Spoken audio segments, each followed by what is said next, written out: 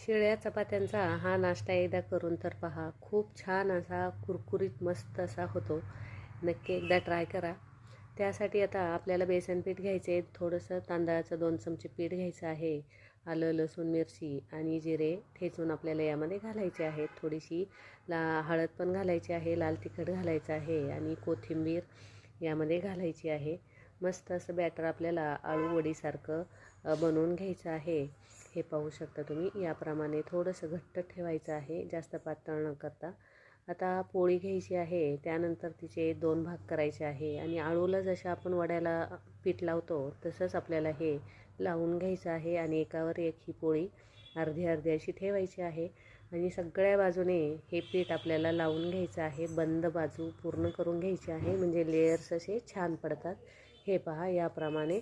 आणि आता हे आपल्याला फक्त 5 मिनिट वाफवून घ्यायचे आहे. फक्त 5 मिनिट, जास्त वेळ नाही. आणि मस्त असा रंगही याचा आलेला आहे. थंड झाल्यानंतर आपल्याला बंद बाजूनी कट करून घ्यायचे आहे. स्क्वेअर आकारामध्ये किंवा उभ्या आकारामध्ये सुद्धा तुम्ही कट करू शकता. हे पहा. आणि लगेच थोड्याशा तेलामध्ये आपल्याला या कुरकुरीत अशा तळून घ्यायच्या आहे मीडियम गॅसवर. इथे पाहू शकता हा नाश्ता तयार झालेला आहे.